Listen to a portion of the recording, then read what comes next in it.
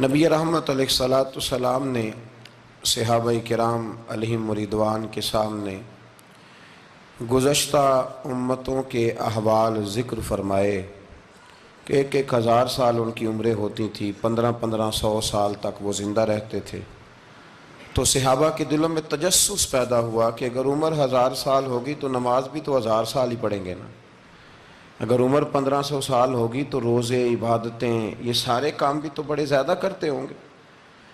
تو یہ شوق جب پیدا ہوا تو اللہ کریم نے فرمایا کہ محبوب میں ایک رات دیتا ہوں، لیلۃ القدر خیر من الف شہر، جو رات ایک ہوگی پر 1000 مہینے سے بہتر ہوگی، 1000 مہینے سے۔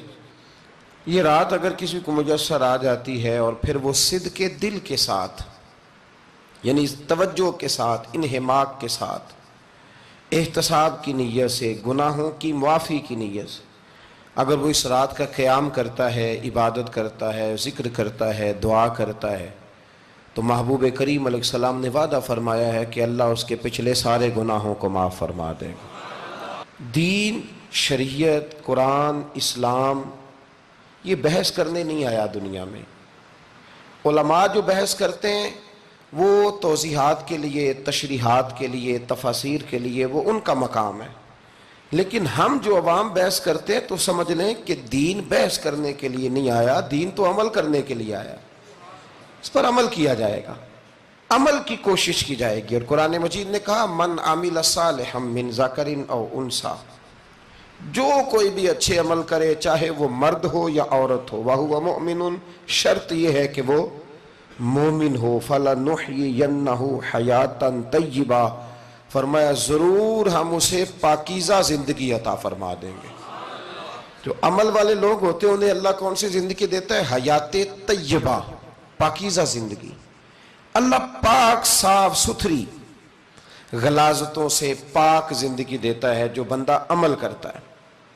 توبہ کا مطلب یہ ہوتا ہے کہ میں پچھلے گناہ پہ شرمندہ ہوں اور آئندہ نہ کرنے کا پکا وعدہ کرتا ہوں۔ انسان ہے، وعدے کے باوجود بھی کہیں غلطی کر لیتا ہے تو اللہ معاف کرنے والا ہے، لیکن وہ ساری رات روتا رہا، ہر مسجد سے چیخنے کی آواز آئی، اس نے ساری رات مسجد میں رو کے گزاری، لیکن جھوٹ چھوڑنے کا اس کا ارادہ ہی کوئی نہیں۔ وہ تو کہہ رہا ہے 3 دن کا رمضان رہ گیا ہے، پھر میں نے دیکھ نہیں لینا تمہیں۔ فساد چھوڑنے کا اس کا پروگرام ہی کوئی نہیں۔ وہ تو میاں طے شدہ بات ہے کہ سویرے وہ دکان پہ جائے گا اور صبح جو بیسن بیچے گا نا سموسے اور پکوڑے کے لیے، اس میں بھی ملاوٹ کرنے کا ارادہ رکھتا ہے۔ تو یہ ساری رات توبہ توبہ کہنے کا کیا مطلب ہوا؟ کھل کے ساری رات اس نے توبہ توبہ کی۔ حضرت عمر فاروق رضی اللہ تعالیٰ عنہ کے بارے میں امام ابن جوزی نے لکھا ہے کہ رات کو نا گھر کے اندر بیٹھے بیٹھے اچانک رو پڑے حضرت عمر، 62 سال عمر ہے، خلافت کے آخری ایام چل رہے ہیں، تو رو پڑے ایسے ہی گھر میں بلا وجہ ہی۔ آپ کی اہلیہ نے، زوجہ نے بیٹے کو اٹھایا، فرمایا پتہ کرو تمہارے باپ کو کیا مسئلہ ہے، کہیں کوئی تکلیف تو نہیں، درد تو نہیں، صاحبزادے آئے؟ ابا جی کیا بات ہے؟ فرمایا اماں کو بلاؤ۔ سب لوگ جمع ہو گئے تو جناب عمر فاروق رضی اللہ تعالیٰ عنہ فرمانے لگے کہ بیٹھو میرے ارد گرد۔ سب بیٹھ گئے تو فرمانے لگے آج جب میں مسجد سے نکلا تھا تو میرے نبی پاک کے سچے صحابہ، سچے رسول کے سچے صحابہ، حضور کے سچے غلام یہ کہہ رہے تھے کہ عمر بڑا ہی اچھا ہے، عدل والا ہے، انصاف والا ہے۔ تو ابا جی اس میں رونے والی کیا بات ہے؟ تو فرمانے لگے ڈر یہ لگتا ہے کہ باہر تو میں اچھا تھا، کہیں گھر میں تو نہیں کوتاہیاں کرتا رہا۔ میری بات پہ توجہ کرنا، کہیں گھر میں آپ باتیں سن لیں تو شاید جتنی میں کرتا ہوں دوسرا کار ہی کوئی نہ سکے، لیکن جب عمل کے راستے پہ ہم نکلتے ہیں تو وہ مسدود ہے، وہ بند ہے۔ عمل کس نے کرنا ہے؟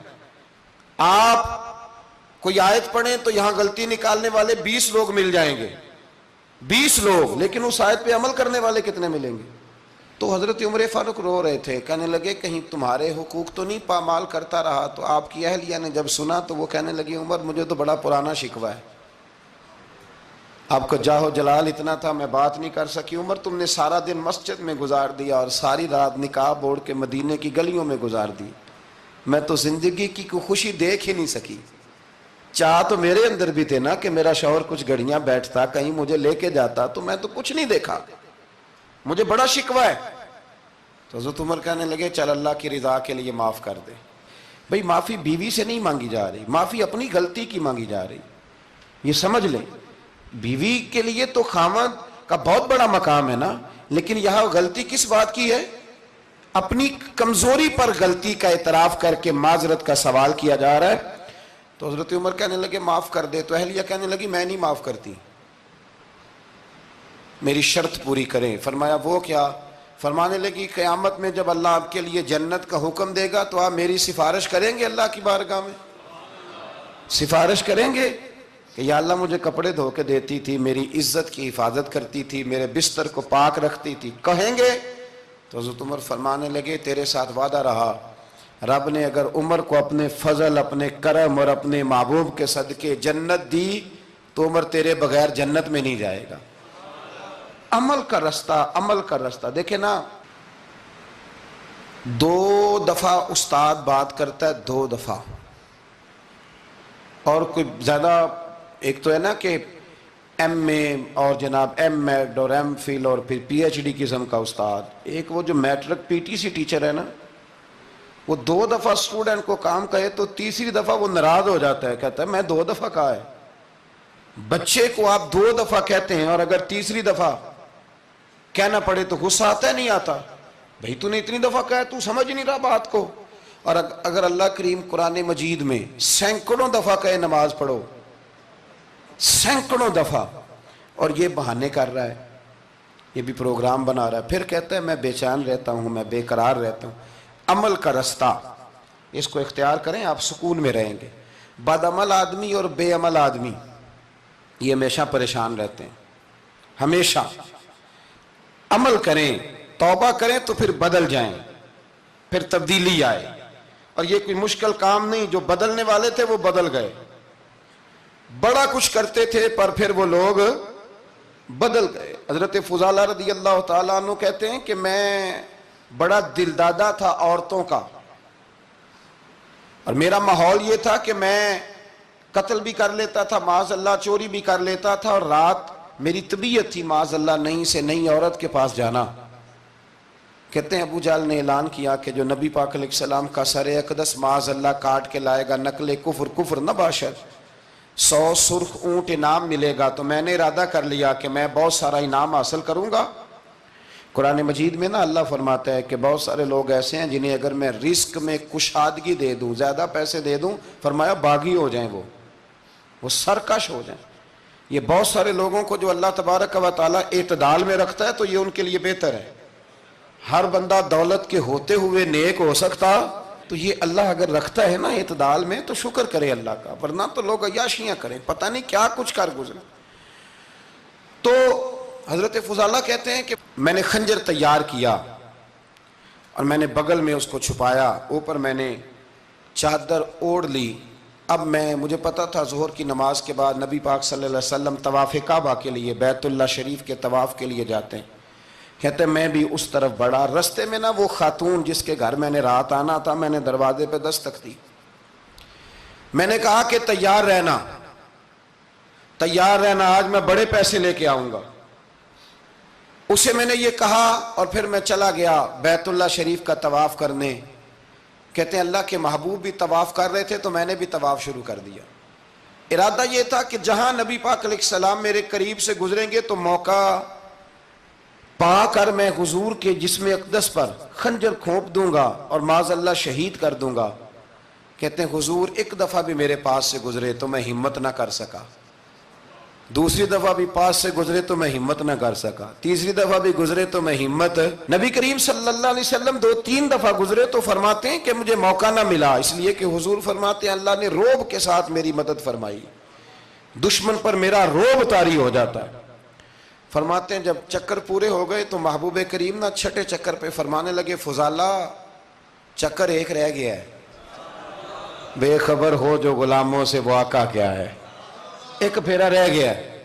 کہتے ہیں طواف مکمل ہو گیا تو محبوب میرے قریب آئے، فرمایا وہ کام کرتے کیوں نہیں جس کے لیے آئے تھے؟ میں نے عرض کی یا رسول اللہ کون سا کام، کیسا کام؟ اندر تو چور تھا نا۔ بانج فقیروں کسے نہیں ماریا اے ہوئی چور اندر دا، اندر چور تھا نا. کہتے ہیں حضور نے مجھے کندھے سے پکڑ کے ہلایا، فرمایا کرتے کیوں نہیں؟ جب حضور نے ہلایا تو وہ خنجر بھی پیروں میں گرا اور میں بھی رسول اللہ کے پیروں میں گر گیا. میں نے کہا حضور مجھے کلمہ پڑھا دیں. کہتے ہیں حضور نے پہلے میرے دل پہ دست مبارک پھیرا، پھر میرے نبی نے مجھے کلمہ پڑھا دیا. اب نا مرید ہونے والا کہتا ہے کہ جی آہستہ آہستہ میں ٹھیک ہو جاؤں گا. اب وہ آہستہ آہستہ کا کیا ترجمہ ہے یہ بالکل سمجھ نہیں آتی. بھئی کسی بندے سے 5 لاکھ روپیہ لینا ہے تو اس سے وہ کہتا ہے جی میں آہستہ آہستہ دوں گا، 500 روپیہ دے دیا کروں گا روز کا، تو کہتے ہیں میری رقم خراب ہوتی ہے، پورے دو. اور نیکی کی بات جب آتی ہے تو کہتے ہیں حضرت صاحب دین اتنا سخت نہیں ہے، میں آہستہ آہستہ ٹھیک ہو جاؤں گا. اب میں مغرب عشاء پڑھنی شروع کر دیا میں نے، اب میں تسبیح لے لی ہے کل میں نے، بھی آہستہ آہستہ میں ٹھیک ہو جاؤں. یعنی رقم لینی ہو تو وہ آہستہ آہستہ قبول نہیں ہے. لیکن اور مکان کی رجسٹری اگر کرانی ہو تو مالک مکان کہے گے آہستہ آہستہ کرا لو. کہتے ہیں پیسے پورے دیے، سویرے چل اور بیان دے. یہ کیا بات ہوئی؟ یہاں یہ جو ہمارا ماحول تھا نا کر لیں گے ہو جائے گا، یقین کریں لوگ قبروں میں چلے گئے ہیں پر مسجدوں میں نہیں آئے. ہر کام سے لوگ ریٹائر ہوئے پر گناہوں سے ریٹائر نہیں ہوئے. آخر تک تباہی اتر گئی لیکن لوگ بدلنے کو تیار نہ ہوئے. حضرت فضالہ کہتے ہیں ابھی میں نے کلمہ پڑھا، ابھی میں واپس آیا، رستے میں وہ بی بی کھڑی تھی. کہتے ہیں میں وہ شخص تھا کہ عورتیں مرتی تھی میرے اوپر اور کسی کی جرت تھی کہ وہ آئیں بائیں شائیں کرے، لیکن فرماتے ہیں میں بی بی کے پاس سے گزر گیا. پہلے تو اس کا خیال تھا رکے گا، لیکن جب میں رکا نہ تو دروازے پہ آئی، اور جب میں گزر گیا تو اس نے آواز دی، لیکن میں نے سنی انسنی کر دی. جب آگے بڑھا تو میرے پیچھے دوڑی. فرماتے ہیں مجھے پکڑ کے کہنے لگی فضالہ تجھے کیا ہوا، تو وہی نہیں جو یہاں سے گیا تھا؟ آپ فرماتے ہیں میں کبھی نہیں رویا تھا، میں کبھی نہیں رویا تھا. اور جب کہا نا تو وہی نہیں، کہتے میں نے سر اٹھایا تو میری آنکھوں میں آنسو تھے. میں نے کہا میں جو گیا تھا وہ نہیں ہوں، اب تو میں محمد عربی کا غلام بن گیا، اب میں وہ نہیں ہوں. اب نہیں ہو سکتا کہ کوئی میری نظر میلی ہو جائے، یہ کیسے ممکن ہے؟ اب نا اسلام کی تعریف ہم نے یہ کی ہے کہ خبردار کوئی ہمارے قریب نہ آئے. ہم کسی کو بات نہیں کرنے دیتے کہ ہم مسلمان ہیں، ہم بات نہیں کرنے دیتے. پتہ کیا بات ہے؟ ایک میری یہ تقریر ہوتی ہے ممبر پہ، اور ایک میرا عمل ہوتا ہے جب میں سفر کرتا ہوں، جب میں گاڑی میں بیٹھتا ہوں، جب میں دوستوں سے ملتا ہوں. جب ان دونوں باتوں میں تضاد آتا ہے نا، تضاد، تو لوگ تقریر کو جذبات نہیں کہتے، ایک فن بن جاتی ہے تقریر. آپ کو پتہ ہے نا وائزین نعت خواں کہتے ہیں میں نے محفل لوٹ لی، پھر لوگ شمار کرتے ہیں کتنے لوگوں نے سبحان اللہ کہی، پھر لوگ شمار کرتے ہیں کہ آج 5 بندے روئے بھی تھے جب میں تقریر کر رہا تھا. تو پھر یہ فن ہے، یہ جذبات کا اظہار. سمجھ لیں بات کو کہ عمل جب آپ نہیں نہ کرتے عمل، تو آپ خود بڑے بے چین رہتے ہیں کہ یار یہ میں کیا کر رہا ہوں، یہ کون سا گورکھ دھندا ہے کہ میرا عمل صفر ہوتا جا رہا ہے. ہمارے ایک استاد تھے تو وہ فرمایا کرتے تھے کہ اگر پڑھے لکھے آدمی کو تم بے عمل دیکھو تو اس سے دور ہٹ جایا کرو ورنہ تمہیں بھی بے عمل کر دے گا. میں نے ان سے عرض کی، میں نے کہا حضور یہ کیا ہے؟ تو فرمانے لگے اپنے حضرت صاحب سے پوچھنا، وضاحت کریں گے. میں نے حضرت صاحب سے کہا جی عجیب بات کر دی ہے، علم والے بندے کے پاس بیٹھ کے تو علم آتا ہے. تو وہ فرما رہے تھے کہ علم والے بندے کے پاس اگر وہ بے عمل ہو تو بالکل نہ بیٹھنا. تو حضرت صاحب فرمانے لگا انہوں نے صحیح کہا ہے. اب بات بہت بڑی ہے، پتہ نہیں آپ کی سمجھ میں آتی ہے نہیں آتی، بہرحال کر دیتا ہوں. پڑھا لکھا بندہ اگر بے عمل ہو تو اس کے پاس، تو میں نے کہا حضور کیوں؟ فرمانے لگے اس لیے کہ وہ اپنی بے عملی پر بھی دلائل دے گا، وہ بے عملی پر بھی دلیلیں قائم کرے گا کہ یہ وجہ ہے تو اس لیے میں ایسے کر رہا ہوں. تو چونکہ وہ بے عمل ہے اور ہے پڑھا لکھا، نبی کریم صلی اللہ علیہ وسلم کے غلام نہ پل بھر میں بدل جاتے تھے. اور اللہ تعالیٰ بھی نا بڑے موقع دیتا ہے ہمیں، بڑے موقع. حضور نے فرمایا جس نے ایمان اور احتساب کی نیت سے روزے رکھے وہ نئی زندگی کا آغاز کرے، اس لیے کہ اللہ نے اس کے پچھلے سارے گناہ معاف فرما دیے. میرے نبی کریم علیہ السلام نے فرمایا جو شخص بیمار ہو گیا، مریض ہو گیا، اور نسائی شریف میں فرمایا کہ 3 دن تک بستر پہ رہا اور اس نے شکوہ نہ کیا اللہ کا، اور جب وہ شفا یاب ہو کے بستر سے اٹھا ہے نا، تب اللہ نے اس کے پچھلے سارے گناہ معاف فرما دیے، اور فرمایا جو حج کرنے گیا، حج کر کے واپس آیا، اللہ کے حبیب فرماتے ہیں یوں سمجھے کہ میں آج ہی ماں کے پیٹ سے پیدا ہوا۔ بڑے موقع اللہ نے دیے، بڑے موقع، بڑے سارے موقع عطا فرمائے کہ میں تیرے پچھلے گناہ معاف کر دوں گا، تو بھی تو نئی زندگی کا آغاز کرنا، تو بھی تو شروع کرنا نئے سرے سے، تو بھی تو بدل کے آنا، تو بھی تو اپنے اندر تبدیلی پیدا کرنا۔ سالوں بیت گئے، ہمیں سالوں بیت گئے، تقریر کرتے، تقریر سنتے، قرآن سنتے، پورا پورا قرآن سنتے، ترجمہ اور تفسیر لوگوں نے پڑھ پڑھ کے بڑا بڑا جگہوں پہ لوگ دلائل دیتے، بات کرتے۔ کب وہ وقت آئے گا جب ہم عمل کریں گے؟ تھوڑا تھوڑا مجھے سفر کرنا پڑتا ہے، دنیا میں گھومتا رہتا ہوں، تو کچھ چیزیں ایسی ہوتی ہیں جو کبھی کبھی انوکھی ہو جاتی ہیں۔ میں ایک جگہ پہ تھا تو وہاں 4 5 6 عمرے کے ٹکٹ تھے محفل میں، تو ہمارے آپ کو پتہ ہے نا وہ جو دلیلوں والے لوگ ہیں ان بیچاروں کو بھی کوئی دلیل نہیں ملتی، تو ایک صاحب مجھے کہنے لگا جی عمرے کا ٹکٹ دینا جائز ہے قرآن اندازی کر کے؟ میں نے کہا یار چلو جائز ہی رہنے دو، تیری مہربانی، کہ اب اس پہ بھی اعتراض آ گیا ہے۔ میں نے کہا 100% جائز ہے، کوئی اس میں کوئی ایسی بات نہیں ہے، لیکن اندازی تو شروع ہو گئی جو حدیث میں نہیں آئی، عمرے کے ٹکٹ والی ہے جائز، پر نبی پاک نے جس قرآن اندازی کا کہا تھا وہ کب ہوگی؟ حضور نے فرمایا تمہیں پہلی صف کے ثواب کا پتہ چل جائے تم قرآن اندازی کرو، وہ کس دن کرنی ہے، کس مسجد میں ہوتی ہے؟ حضرت عبداللہ ابن مسعود فرماتے ہیں تمہیں پتہ چلے اذان کا ثواب کتنا، تم قرآن اندازی کرو۔ کب کرنی ہے؟ کون پڑھے گا اذان؟ کون یہ آگے بڑھ کے کام کرے گا؟ بھئی جو قرآن اندازی حدیث میں ہے وہ کب ہوگی؟ یہ تو قرآن اندازی شروع ہو گئی اور ہو رہی ہے، اب تو لوگ جہیز دینے لگے ہیں قرآن اندازی کر کے، یہ ماحول بن گیا۔ دین عمل کرنے کے لیے آیا ہے، جو حکم میرے نبی پاک کے غلاموں کو ملا انہوں نے عمل کر کے دکھایا، انہوں نے عمل کر کے دکھایا، وہ عمل کے میدان کے لوگ تھے۔ حضرت ابوبکر صدیق سے زیادہ روایات مروی نہیں ہیں، اگر ڈھونڈنے نکلو گے تو زیادہ قول نہیں ملیں گے ان کے۔ حضرت عمر فاروق کے زیادہ اقوال، زیادہ ارشادات آپ کو نہیں ملیں گے۔ حضرت سیدنا عثمان غنی کی زیادہ باتیں آپ کو نہیں ملیں گی، ان کا عمل ملے گا، ان کا کردار ملے گا، ان کا لب و لہجہ ملے گا، زندگی گزارنے میں کیا طریقہ اختیار کیا وہ آپ کو ملے گا۔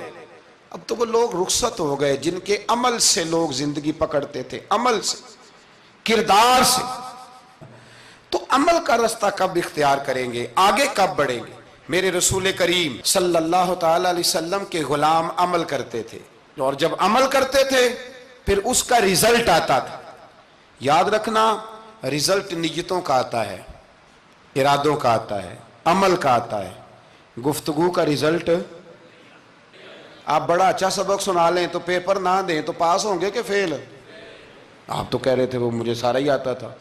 تو عمل آپ کرتے ہیں تو عمل پر نتیجہ ہوتا ہے، عمل پر، عمل پر۔ حضرت عبداللہ ابن مبارک رحمت اللہ علیہ کے جو والد تھے نا، ان کا نام مبارک تھا، وہ ایک باغ میں رہا کرتے تھے، باغ کی دیکھ بھال کرتے تھے، بڑے صاف ستھرے، بڑی ان کی طبیعت میں نکھار تھا۔ آج مسئلہ ہمارے ملک کا یہ ہے کہ ہمارے ملک میں صرف سیاستدان ہی جو ہے وہ غلط کام نہیں کرتا، یا بہت بڑی انڈسٹری ہو تو وہاں ہی خرابی نہیں ہوتی، بلکہ ریڑھی والے کا بھی اگر ہاتھ پڑ جائے نا تو چھوڑتا وہ بھی کوئی نہیں، الا ماشاءاللہ۔ وہ بھی جو اچھے اچھے آم ہوتے ہیں وہ فرنٹ پہ لگائے ہوتے ہیں، اس نے دکھانے کے لیے اور ہوتے ہیں اور دینے کے لیے اور ہوتے ہیں، اور وہ کہتا ہے کہ یہ بھی تو میں نے بیچنے ہیں نا، تو بھئی اگر یہ بھی بیچنے تھے تو اکٹھے لگانے چاہیے تھے، لیکن معیار ہے نا ہمارا، عمل کا رستہ مسدود ہے۔ حضرت مبارک جو تھے وہ مالی کے طور پر غریب آدمی تھے تو کام کاج کرتے تھے۔ تو ایک دن باغ کا مالک آ گیا، اس نے آ کے آپ سے کہا کہ کنوں کا باغ تھا، اس نے کہا کہ لاؤ ایک، کنوں لا کے دیا تو کھٹا تھا، اس نے کہا یہ نہیں ٹھیک، دوسری درخت سے لاؤ، دوسرے سے لائے تو وہ بھی کھٹا تھا، تیسرے سے لائے وہ بھی کھٹا تھا۔ کہنے لگا بیٹے کتنے سال ہو گئے تمہیں؟ تو فرمانے لگے 10-12 سال۔ تو کہنے لگے تمہیں ابھی بھی نہیں پتا کس جگہ کا کنوں میٹھا ہے، سارے کڑوے لائے ہو؟ تو آپ فرمانے لگے آپ نے مجھے دیکھ بھال کے لیے رکھا ہوا ہے، کنوں چکھنے کے لیے نہیں رکھا۔ مجھ سے قسم اٹھا لیں کبھی میں نے چکھا بھی ہو، اس لیے کہ میرے ذمے اور کام۔ باغ کا مالک اتنا خوش ہوا کہ اس نے آزاد بھی کر دیا، اپنی بیٹی کا نکاح بھی کر دیا، اور وہ باغ بھی آپ کو تحفے میں ہی دے دیا۔ ان کے گھر حضرت عبداللہ بن مبارک پیدا ہوئے۔ ان کے والد گرامی کہتے ہیں کہ ایک دن پھر ایسا ہوا کہ میں نے نا باغ بڑا سجایا، سوارا، محنت کری، بادشاہ آ گیا۔ تو بادشاہوں کو بھی کچھ چیزیں پسند آ جاتی ہیں نا، اور ہمارے ملک میں تو ڈھیر سارے لوگ بادشاہ ہیں، ڈھیر سارے لوگ بادشاہ ہیں۔ اگر کسی تگڑے بندے کو کسی غریب کی جھونپڑی پسند آ گئی پھر اسے دینی ہی پڑے گی، بلکہ ایسی ایسی خبریں سننے کو ملتی ہیں کہ چودھری صاحب نے آ کے کہا ہے کہ مفت دینی ہے کہ پیسے لے کے دینی ہے، یہ یہاں تک خبریں۔ تو بادشاہ آ گیا، اس نے دیکھا بڑا سجا سنورا باغ ہے، اس نے حضرت مبارک سے کہا کہ مجھے نا جوس بنا کے پلاؤ کنوں کا۔ تو حضرت نے اسے نا جوس دیا، اس نے پیا تو بڑا مزہ آیا، کہنے لگا ایک گلاس اور نہیں دیتے؟ تو حضرت اور بنانے لگے تو اس کے دل میں نا اس سے پہلے خیال آ گیا کہ باغ بڑا شاندار ہے اور پھل بھی بڑا مزیدار ہے، تو قبضہ نہ کر لوں، اپنا ہی نہ ہو جائے، یہ اس کو دیتے ہیں تھوڑے بہت پیسے، یہ نکل جائے گا، نہ بھی نکلا تو ڈانٹ دیں گے۔ اتنی دیر میں نا حضرت مبارک رحمت اللہ تعالیٰ علیہ ایک گلاس شربت کا اور بنا کے لے آئے، بادشاہ کو دیا نا، تو اب جو گلاس آیا تو کڑوا تھا، کسیلا تھا، کھٹا تھا۔ تو بادشاہ کے گلے کو پڑا تو کہنے لگا یہ تم نے کیا کیا؟ پہلے تو بڑا میٹھا تھا، باغ وہی ہے تو ذائقہ کیسے بدل گیا؟ تو آپ فرمانے لگے وہ بادشاہ کی نیت بدلی ہے نا، بادشاہ کی نیت بدلی ہے تو اس کا بھی ذائقہ بدل گیا ہے، تو نیت نہ آپ کی بدلتی۔ تو اور یہ حضور کا فرمان ہے، فرمایا اللہ کے کچھ بندے ایسے ہوتے ہیں جو اللہ کے دیے ہوئے نور سے دیکھتے۔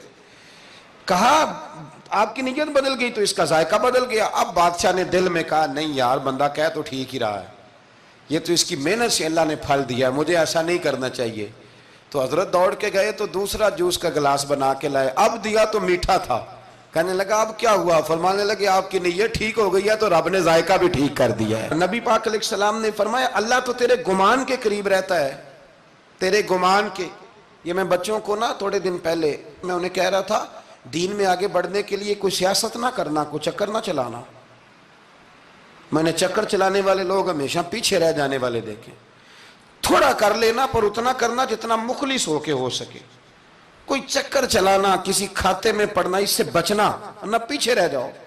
میں نے بڑے بڑے تیز لوگوں کو زندگی میں زیرو دیکھا ہے، اور بڑے بڑے سادے لوگ جن کو 50,000 روپیہ گننا پڑ جائے تو تھک جائیں، لیکن اللہ نے انہیں دیا ہے تو بغیر حساب کتاب ہی عطا فرمایا ہے۔ تو ہم نہ نیتوں کے بل بوتے پر عمل کریں، خالی باتیں نہ کریں، آپ کا جو عمل ہوگا وہ آسانی کر دے۔ حضرت حبیب اجمی بڑے مالدار تھے۔ دنیا میں ڈھیر سارا فساد مالداروں کی وجہ سے ہوتا ہے۔ یہ جو شادیاں مہنگی ہوئی ہیں نا، یہ ابھی تھوڑا عرصہ پہلے کی بات ہے کہ شادی میرج ہال میں کرنے کا کسی دیہاتی کو کہتے تھے تو وہ کہتا تھا کہ میں نے نہیں میرج ہال میں کرنی، تھی کروں توڑی دیے۔ اب کیا ہوا ہے؟ کوئی منع کرتا ہے؟ بلکہ جو بڑے دور دراز دیہات ہیں ان میں بھی میرج ہال بن گئے۔ یہ امیر کچھ قباحتیں ایسی پیدا کرتے ہیں کہ غریبوں کے لیے بھی مشکل ہو جاتی ہے۔ یہ کچھ ایسے معاملات لاتے ہیں میدان میں کہ پھر عام لوگوں کے لیے اس میں مشکلات ہوتی ہیں، چونکہ وہ رواج بن جاتا ہے معاشرے کا۔ پیسے والا آدمی اس رواج کو لاتا ہے میدان، اس سے خرابی ہوتی ہے۔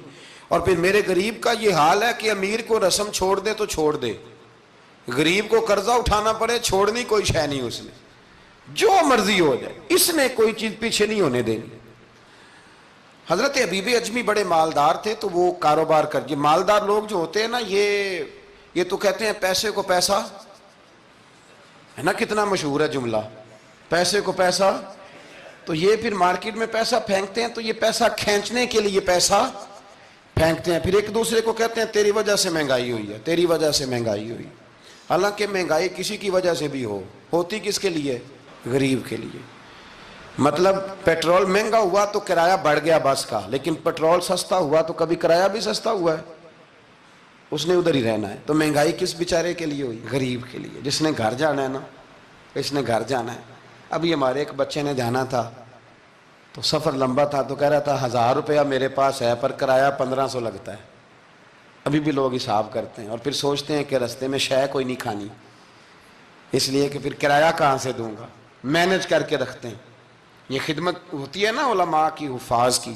تو مجھے پتہ ہے، میں اس قبیلے کا آدمی ہوں، مجھے پتہ ہے کہ یہ کیسے حساب کر کے رکھتے ہیں کہ اب اتنے آئے ہیں تو اس میں سے یہاں جس کے پاس ہیں ہی بڑے لمیٹڈ سے تو وہ بیچارہ پہلے سے سوچ کے بیٹھا ہوتا ہے. مجھے پتہ ہے جن کے پاس پھر بے حساب ہوتا ہے وہ پھر مارکیٹ میں پھینکتے ہیں تو کھینچتے ہیں، ظلم کرتے ہیں. حضرت ابی اجمی کہتے ہیں جب مال دیا اللہ نے تو میں نے سود کا کام شروع کر دیا. اب سود والوں کے پاس بھی بڑی دلیلیں ہیں، انشورنس والوں نے بھی فتوے رکھے ہوئے ہیں، وہ آگے فتویٰ دکھاتے ہیں. وہ کہتے ہیں جناب فتویٰ، تو میں نے کہا کہ فتویٰ مارکیٹ میں میری طرح کے مولوی ہیں میاں، اب کیسی بات کرتے ہو، فتویٰ تو مل ہی جاتا ہے. لیکن نبی کریم علیہ السلام کا وہ فرمان ذہن میں رکھنا کہ حضور نے فرمایا ایک حلال ہے تو ایک حرام ہے، ایک میں شک ہے. اللہ کے نبی فرماتے ہیں تم نے شک والی چیز سے بھی بچنا ہے. اس میں مشکوک ہو گیا نا کہ پتہ نہیں. اب دیکھیں نا علماء کا یہاں اختلاف ہے، جو جائز کہتے ہیں قابل احترام ہے، لیکن جو ناجائز کہتے ہیں ان کے بھی تقوی میں کوئی شک، تو شک آ گیا نا اس بات میں. تو حضور نے فرمایا تم شک والی چیز سے بھی بچو. حضرت ابی اجمی کہتے ہیں میں سود کا دھندا کرتا تھا، بڑا سود لاتا تھا، بڑا سود، اور یہ سود جس پہ چڑھ جاتا ہے اس پہ اترتا نہیں. پاکستان کا بھی بنیادی مسئلہ یہ ہے کہ سود اتنی بڑی نحوست ہے کہ یہ اللہ رسول سے جنگ ہے، کیونکہ بہت زیادہ سود ہم دیتے ہیں. اس لیے میں تو آپ کو پتہ ہے جو کوئی برا کام کرے اس کو برا کہنا چاہیے. حکومتی لیول پر تنقید اس لیے اچھی ہوتی ہے کہ لوگوں تک جب پہنچتی ہے تو فائدہ دیتی ہے، لیکن جو بندہ اچھا کام کرے اس کی اچھائی کو بھی بیان. حضرت ابی اجمی رحمۃ اللہ تعالیٰ علیہ فرمانے لگے کہ سود کا کاروبار میں نے شروع کر دیا اور بڑا وسیع تھا میرا کام سود کا. میں سود لیتا تھا، سود پہ گزارا ہوتا تھا. میری بیوی مجھے سمجھاتی تھی کہ یہ سود ہے، یہ حرام ہے، یہ غلط ہے، سے بچو. کہتے ہیں وہ کئی دفعہ مجھے کہتی تو میں ڈانٹ دیتا. ایک دن نا میں سود کے پیسے لے کے نا آ رہا گھر، اس کا میں نے گوشت خریدا، بیوی کو دیا کھانا پکانے کے لیے تو اس نے ہنڈیا چولہے پہ رکھی. کہتے اس نے ذرا اس کے اندر چمچہ جو چلایا ہنڈیا میں تو وہ لایا میں گوشت تھا پر سارے کا سارا خون بن گیا، خون بن گیا سارے کا سارا. اللہ اکبر. کہتے ہو میری بیوی چیخیں مارنے لگی اور لا کے میرے آگے رکھا، کہنے لگے یہ تیرے سود کے پیسے خون بن گئے، آ تجھے بھی پلاؤں اور تیرے بچوں کو بھی. وہ کہتے ہیں نا کچھ لوگ کے گھر کے کونے سے چیخنے کی آواز آتی ہے تو سارے پیر بلائیں یا فرق کوئی نہیں پڑتا. تو میں کہتا ہوں پھر غور کر لو، شاید اس کونے میں کسی یتیم کے پیسے لگ گئے ہوں، کسی بیوہ کی آہیں ہوں. اگر اس رقم کی کوئی گھر بن جائے نا تو پھر ساری دنیا کے پیر جمع کرو تو چیخنے کی آوازیں بند نہیں ہوا کرتی. حضرت ابی اجمی رحمۃ اللہ تعالیٰ علیہ فرمانے لگے کہ وہ جب بن گیا نا خون تو اب میرے اندر نا چوٹ لگی کہ یار اگر دنیا میں اللہ تعالیٰ مجھے نظارے دکھا رہا ہے تو آخرت میں میرا کیا بنے. کہتے میں درد کے ساتھ باہر نکلا. بچے گلی میں کھیل رہے تھے، جب ان کے قریب سے گزرنے لگا نا تو ہم تو کہتے ہیں نا لوگ حسد میں بات کرتے ہیں، لیکن ایسی بات نہیں ہے. کچھ شریر لوگ ہوتے ہیں جو حسد میں بات کرتے ہیں، پر دیکھنا چاہیے کہ لوگ ہمارے بارے میں کیا کہتے ہیں. انتم شہداء اللہ فی الارض، حضور نے فرمایا تم زمین پر اللہ کے گواہ ہو. مومن جو تمہارے بارے میں کہے کان لگا کے سنو. لوگ تمہیں کیا کہتے ہیں، کن لفظوں سے یاد کرتے ہیں. جن لفظوں سے لوگ دنیا میں یاد کرتے ہیں مرنے کے بعد بھی انہی لفظوں سے یاد کریں گے، انہی لفظوں سے. کوئی تمہارے لیے ہاتھ اٹھا کے دعا نہیں کرے گا. ہاں اگر تم نے خیر کی ہوگی تو پھر لوگ گلیوں سے نکل نکل کے آئیں گے، پھر لوگ روئیں گے کہ بندہ بڑا تھا. تو ابی اجمی کہتے ہیں میں باہر نکلا تو بچے کھیل رہے تھے، تو ایک بچہ ان میں سے کہنے لگا پیچھے ہٹ جاؤ پیچھے ہٹ جاؤ، بڑا ظالم ہے، بہت بڑا سود خور ہے. چھوٹا بچہ، ایسا نہ ہو کہ اس کے پیروں سے مٹی اڑے اور ہمارے کپڑوں پہ پڑ جائے تو ہمیں بھی نحوست ملے. چھوڑو سودیہ. کہتے ہیں میرے دل پہ اور چوٹ لگی. میں نے کہا یا اللہ تیری چھوٹی چھوٹی مخلوق بھی مجھ سے نفرت کرتی. یہ بچے تک کہتے ہیں کہ میں اس طرح کا ہوں. بچے فرمانے لگے میں وہاں سے سیدھا حضرت حسن بصری کے پاس گیا. میں نے کہا حضور مجھے توبہ کرا دیں. یہ پتہ ہے اللہ والوں کے پاس لوگ کیوں جا کے توبہ کرتے تھے, مرید ہوتے تھے؟ اس لیے کہ توبہ پہ قائم رہنا بڑا مشکل ہوتا ہے. کوئی ایسا بندہ ہونا چاہیے جو ہمیں توبہ پہ قائم رکھے, جو روز ہمیں نصیحت کرے. دیکھیں نا, ہمارے سینئر ہوتے ہیں ہر فیلڈ میں. اگر کہیں ہم الجھ جاتے ہیں تو اپنے سینئر سے بات کرتے ہیں. تقوی کے, پرہیزگاری کے رستے میں بھی ہمارا کوئی سینئر ہونا چاہیے, تاکہ وہ ہمیں بتائے کہ پرہیز کہاں کرنی ہے, دوائی کیسے کھانی ہے اور آگے کیسے بڑھنا ہے. فرمانے لگے میں حضرت حسن بصری کے پاس گیا, توبہ کی, معافی مانگی, گڑ گڑایا, بڑا رویا. تو خواجہ حسن بصری نے مجھے توبہ کرائی. میں نے پکا ارادہ کیا کہ مر جاؤں گا پر حرام کا پیسہ نہیں کھاؤں گا. مر جاؤں گا, حرام کا لقمہ نہیں کھاؤں گا. ویسے بھی ہم زیادہ کھا نہیں سکتے, یہ وارثوں کا مال ہوتا ہے, ہمارا تھوڑی ہوتا ہے. ہم کسی کے مال کے محافظ بنے رہتے ہیں, اور کھائے گا کوئی اور حساب دے گا. اور جہاں تک بچوں کا معاملہ ہے نا, بچے اچھے ہوں نا تو پیسے بانی جاتے ہیں, اور بچے نالائق نکل آئیں تو جو ہوں وہ بھی اجڑ جاتے ہیں. تو اس لیے محنت تربیت پر ہونی چاہیے, نہ کہ بینک بیلنس پر ہونی چاہیے. حضرت حبیب اجمی کہتے ہیں واپس آیا سچی توبہ کر کے, ایک لقمہ حرام نہیں کبھی لوں گا.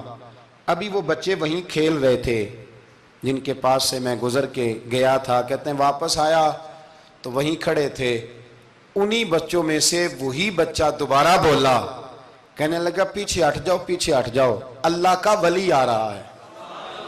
کہیں ایسا نہ ہو کہ ہمارے پیروں سے گرد اڑے, اس کے کپڑوں پہ پڑے اور ہم بے ادب لکھ دیے جائیں. کہتے ہیں میں نے چلتے چلتے چیخ ماری کہ اے اللہ, ابھی تو میں آج بدلا ہوں, آج میں بدلا ہوں تو تو نے میرے حق میں ساری گواہیاں بھی بدل دی ہیں, تو نے سارا نظام بدل کے رکھ دیا ہے. تبدیلی اپنے اندر لائیں, روح کے اندر لائیں, مزاج کے اندر لائیں. یہ شب قدر کی رات ہے, توبہ اور استغفار کریں, لیکن بدلنے کے ارادے سے, چھوڑنے کے ارادے سے. اعلیٰ حضرت فاضل بریلوی رحمۃ اللہ علیہ جب ذی الحج کی آخری رات ہوتی تو فرماتے صبح سال بدل رہا ہے تو ہمیں بھی بدل جانا چاہیے. لوگ پوچھتے حضور کیا بدلیں؟ فرمایا جو ایک سپارہ پڑھتا تھا 2 کر دے, اور فرمایا جو اپنے آپ کو خوش کرنے کے لیے باتیں کرتا تھا وہ باتیں کم کر دے. آج نہ کچھ بدلنے کا پروگرام بنائیں, اپنے رب کریم کے ساتھ دل ہی دل میں وعدے کریں کہ کچھ عادتیں ہم چھوڑیں گے.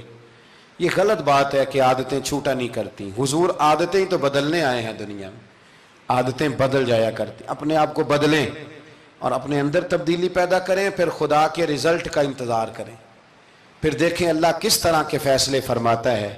آپ ارادہ کریں, آپ پروگرام بنائیں, آپ ذہن اپنا بنائیں کہ میں نے نا اب کچھ بدل جانا ہے, اب میں نے اندر کچھ اپنے تبدیلی پیدا کرنی ہے. نکل آئیں. 2-3 گزارشات جاتے جاتے آپ سے عرض کروں. ایک تو زندگی میں کچھ کام ایسے کریں کہ جن کاموں کا مجھے پتا ہو یا میرے رب کو پتا ہو, کسی انسان کو خبر نہ ہو. دوسری بات یہ یاد رکھیں کہ دین کا کوئی کام بھی زندگی میں کرے نا تو اپنے اوپر مشقت کریں کہ وہ کام میں نے ریاکاری کے طور پہ نہیں کرنا, وہ دکھلاوے کے طور پہ نہیں کرنا. دینی معاملات کے اندر, دینی کاموں کے اندر, یعنی پہلے آپ اپنے آپ کو مطمئن کریں کہ واقعی آپ فی سبیل اللہ وہ کام کر رہے ہیں. اب یہ جو رسم ہے نا بے تحاشا, کچھ چیزیں بوجھ بننے لگ گئی ہیں, بوجھ. طبیعت محسوس کرتی ہے کہ یہ کیا ہو رہا ہے, مطلب ہم یہاں بھی ہم وہ کام کریں گے سیکھ کے, سن کے, تیار کر کے. باہر آئیں تھوڑا. حضرت ابو مرتعش ایک درویش گزرے, وہ کہتے ہیں میری حج کی تیاری تھی, میں گھر میں بیٹھا تھا, بالکل تیار تھا, کل پرسوں جانا تھا, تو میری اماں نے پانی مانگا, بیٹا پانی دینا. رسالہ کشیریہ میں اس کو لکھا ہے. کہتے ہیں اماں جی نے کہا پانی لاؤ, تو میں نے نا چھوٹے بھائی سے کہا اماں جی کو پانی دینا. اماں جی نے مجھ سے پانی مانگا ہے. یہ جو پیر صاحب ہوتے ہیں ان کو بھی اماں کی خدمت کرنی چاہیے کہ نہیں کرنی چاہیے؟ وہ جو انڈسٹری کا مالک ہے 2 کروڑ روپیہ, وہ نرس رکھ دے اماں کو کہ خود اماں کو روٹی کھلائے. وہ کہتا میں کر تو رہا ہوں, میں ہی تو تنخواہ دیتا ہوں, بی بی جو رکھی ہوئی ہے. کس کو خدمت کرنی چاہیے؟ ڈاکٹر صاحب کو, انجینئر صاحب کو نبی وقت بھی ہو نا، نبی وقت بھی اور ولی وقت بھی، تو ماں اس کے لیے بھی قابل تعظیم ہوتی۔ آپ بات کو سمجھے، نبی کریم علیہ السلام تو اپنی رضائی ماں آتی تھی تو حضور اٹھ کے کھڑے ہو جاتے تھے۔ حضور نے کہا یہ تعظیم کا موقع ہے۔ حضرت ابو مرتعش کہتے ہیں اماں نے پانی مانگا، کل میں نے حج پہ جانا تھا، چھوٹے بھائی سے کہا ذرا اماں کو پانی دینا، چونکہ میں تو پیر صاحب ہوں، میں تو علامہ صاحب ہوں، 25-30 آدمی ابھی گلی میں کھڑے ہیں مجھے ملنے والے، پتر تو پانی لا دے، پانی کی بات ہی ہے نا۔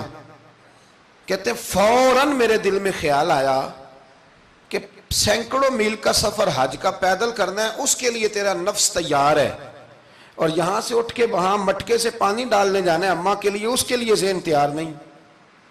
فرماتے ہیں پھر میرے اندر سے آواز آئی کہ یہ تو حج کرنے جا رہا ہے نا، اس میں لوگ تجھے حاجی کہیں گے، اور واپسی پہ تیرے گلے میں پھولوں کا ہار ڈالیں گے، لیکن اماں کو پانی پلانے پر تو کوئی بندہ انعام نہیں دے گا، کوئی شور نہیں ہوگا۔ تو فرماتے ہیں میں سمجھ گیا کہ ابھی میں حج کے لیے نفسیاتی طور پر تو تیار ہوں پر دلی طور پر تیار نہیں ہوں۔ کہتے ہیں میں نے حج کا ارادہ چھوڑ دیا۔ میری اماں کہنے لگی بیٹے جاتا کیوں نہیں؟ میں نے کہا اماں پہلے تیرے تک پہنچ لوں پھر بیت اللہ شریف تک بھی پہنچ جاؤں۔ تو دینی کام زندگی میں کوئی بھی کرے نا، مخلص ہو کے کریں، نکل آئیں تصنع سے، بس کریں۔ یار مطلب سب کے سامنے اداکاری تو اللہ رسول کے سامنے بھی اداکاری چھوڑ دے یار۔ مطلب ویسے بھی میں کہتا ہوں اداکاری کرتے بندہ تھک جاتا ہے، اداکاری کرتے کرتے نا بندہ وہ لمبی نہیں چلتی۔ تو آپ نارمل زندگی میں اللہ رسول کے ساتھ رہیں گے تو وہ آپ کے لیے بہتری ہوگی، آسانی ہوگی آپ کے لیے۔ میں شب برات کی محفل کے بڑے پوسٹر نہیں بنواتا، شب قدر کے بھی نہیں بنواتا، اگر کبھی بنتے ہیں تو دوست کوئی بنا کے لگا دیتا ہے، بڑا مختصر سا پیغام، وہ بھی شاید آج کیوں بلا۔ میں دوستوں کو ہمیشہ کہتا ہوں کہ جس کو تنہائی میں شب قدر میں مزہ آتا ہے نا اللہ اللہ کرنے کا، وہ تنہائی میں کرے، لیکن زیادہ تر لوگ کر نہیں پاتے، اس لیے ہم محفل کو سجاتے ہیں۔ اس میں کوئی ایسا مقصد نہیں، کوئی ایسا معاملہ نہیں، خدا را کچھ تھوڑا سا اخلاص للہیت پیدا کریں طبیعت میں، اور کبھی بھی دین کے معاملے میں کسی جگہ بھی کوئی ایسا کام نہ کریں جس میں رکاوٹ ہو، آزمائش ہو۔ ابھی کی بات بتاتا ہوں، میں نے ہمارے جو تراویح کے حافظ صاحب ہیں ان کی خدمت کی، ابھی ہم نے، مجھے ایک سنگی کہنے لگے آپ نے بتایا نہیں کیا دیا ہے۔ میں نے کہا میرے خیال میں بتانے کے لائق ہوتے تو شاید بتاتا، اب آپ کسی کو 2-4 ہزار دے کے اس کا اعلان کریں گے تو یہ کچھ چیزیں ہیں نہیں اعلان کرنے والی۔ پھر یہ کہ وہ میں دیکھتا رہتا ہوں نا جی، تصویریں پہنچتی رہتی ہیں کہ جو 500 دے رہا ہے وہ بھی فوٹو کھنچوا رہا ہے، جو سوٹ دے رہا ہے وہ بھی فوٹو کھنچوا رہا ہے۔ تو جو ایک جگہ پہ میں کھانے کے لیے بیٹھا تھا ٹیبل پہ، تو انہوں نے پہلے نا برتن اٹھا کے تو چاولوں کی فوٹو کھینچی، پھر قورمے کی کھینچی، پھر ساری چیزوں کی۔ تو میں نے کہا کہ یار پہلے ہمیں پوچھ لو ہم نے کیا کیا کھانا ہے، جو کھائیں گے اس کی فوٹو کھینچ لینا۔ اب تم ہماری فوٹو کے ساتھ قورمہ فٹ کرو گے تو لوگ تو کہیں گے نا مولانا کھا کے گئے، تو میں نے پتہ نہیں کھانا ہے نہیں کھانا۔ تو آپ ڈریں اللہ تعالیٰ سے، ہر بات میں تھوڑی یہ مطلب تصنع آئے گی، ہر بات کے اندر تھوڑا یہ معاملہ رہے گا۔ تو تیسری گزارش جو بڑی ضروری اور بڑی اہم ہے، دنیا میں جو چیز اس وقت سب سے زیادہ پریشانی کا شکار ہے وہ دینی اقدار ہیں۔ ہر شعبے میں تیزی سے کام ہو رہا ہے، تیزی سے، اور دینی اقدار کو لوگ پیچھے کرتے جا رہے ہیں۔ کئی بہانے ہیں لوگوں کے پاس، کہتے ہیں مولوی لڑتے بڑا ہیں تو ہم کدھر جائیں؟ تو میں کہتا ہوں کون سا مولوی کہتا ہے شراب پیو؟ کہا ہے کبھی کسی مولوی نے؟ وہ کوئی بھی ہو، کسی نے کہا ہے کہ رشتہ داروں کے تعلقات خراب کر لو؟ کسی نے کبھی کہا ہے کہ ڈاکے مارو؟ تو آپ کیا بات کرتے ہیں صاحب؟ کون سا مولوی کہہ رہا ہے کہ چوریاں کرو؟ تو دینی اقدار اور چیز کا نام ہے، اصول میں اختلافات ہیں، وہ اپنی جگہ پہ قائم ہیں، وہ رہیں گے، چلے آ رہے ہیں، لیکن آپ دینی اقدار کا خیال کریں۔ اب نئی بحث چھڑ گئی ہے کہ مسجد میں سیمنٹ کی بوری دینے سے بہتر ہے کسی غریب کو آٹے کا تھیلا دے دو۔ اصل بات یہ غریبوں کی آواز بند کرنا چاہتے ہیں۔ ایک مسجد واحد جگہ ہے جہاں سے غریبوں کی آواز بلند ہوتی ہے۔ سویرے تجربہ کرنا، سویرے کسی مسجد میں افطاری کے وقت پہنچنا، لائنوں میں لگ کے لوگ افطاری کر رہے ہوں گے اور سینکڑوں لوگ روٹی کھا رہے ہوں گے، اور ان میں امیر کوئی بھی نہیں ہوگا، سارے ماڑے لوگ ہوں گے۔ تو مسجد ہی تو ہے، جب بنتی ہے تو غریب کی بات ہوتی ہے، غریب کو روٹی ملتی ہے۔ یہ مدارس کے اندر سیٹھوں کے بچے پڑھنے آتے ہیں، تو یہ کفالت خانہ نہیں سمجھتے آپ تو لوگوں کو بھکاری بنا رہے ہیں، بھکاری۔ مجھے پتہ ہے کہ بہت بڑے ہاسپٹل میں جو صدقات اور زکوٰۃ کے نام پہ بنا ہے، وہاں بھی اگر آپ نے علاج کرانا ہے تو آپ کو پہلے رسوا ہونا پڑتا ہے۔ ناراض نہ ہونا، میں بتا رہا ہوں رسوا ہونا پڑتا ہے، میں ذمہ داری سے کہہ رہا ہوں۔ وہ کہتے ہیں جاؤ جا کے اپنے علاقے سے لکھوا کے لاؤ کہ ہم نے زکوٰۃ میں سے علاج کرانا ہے۔ لکھوانا پڑتا ہے کہ نہیں لکھوانا پڑتا؟ یعنی جو ہسپتال بنا ہی صدقات اور زکوٰۃ پہ ہے، میں کسی کو ٹارگٹ نہیں کر رہا، لیکن وہ کہتے ہیں جاؤ 4 آدمیوں سے لکھوا کے لاؤ۔ پہلے آپ نے لکھوانا ہے، پھر آپ نے تصدیق کرانی ہے، پھر پاپڑ بیلنے۔ تو کتنے لوگوں کے سامنے پردہ کھلا کے زکوٰۃ کے ساتھ آپ یہ کرا رہے ہیں؟ اور اصول کیا ہے؟ صدر الشریعہ فرماتے ہیں اگر تمہیں پتہ ہے میرے بھائی کو زکوٰۃ لگتی ہے تو بتا نا زکوٰۃ ہے، اسے کیا یہ عیدی ہے، بچوں کے کپڑے لے لینا، اسے بتا نا، پڑھیے بہار شریعت، بتا نا، اسے کہہ کہ یہ میری طرف سے تحفہ ہے، اسے کہہ ہی نا۔ اسلام اتنی پردہ داری، یہ جو ہمارے مدارس ہیں نا، میں بڑی ذمہ داری سے، یہ مجھ سے پہلے ایک دوست نے پوچھا، پھر 2 4 5 لوگوں نے پوچھ لی یہ بات، تو میں نے کہا کہ نبی پاک کو یتیموں غریبوں کا بڑا خیال تھا، پر حضور نے تو مدینے آ کے سب سے پہلے مسجد ہی بنائی ہے، حضور نے باقی سارے کام بعد میں کی۔ تو یہ اب نیا پراپوگنڈا ہے، دینی اقدار میں تھوڑا تھوڑا نا اپنا حصہ ڈالے۔ کس طرح بھلا؟ کس طرح؟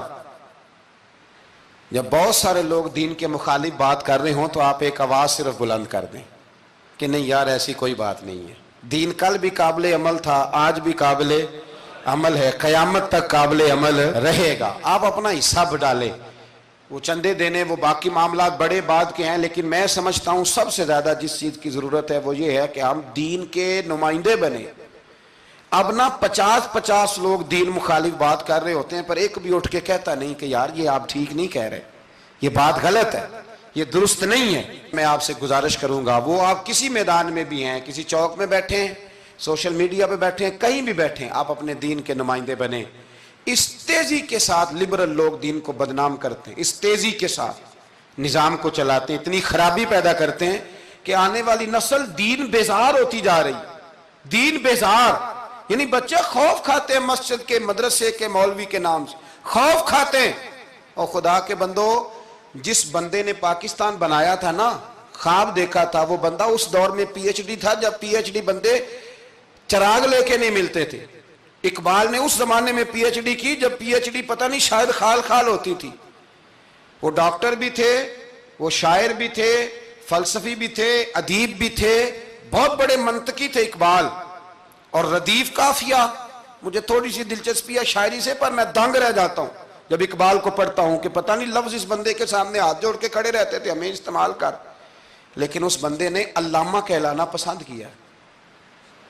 اسے کوئی علامہ کہتا تھا تو اقبال راضی ہوتے تھے، فرماتے تھے جب کہ مجھے علامہ کہتا ہے تو مجھے یوں لگتا ہے کہ میں مصطفیٰ کے دین سے جڑا ہوں۔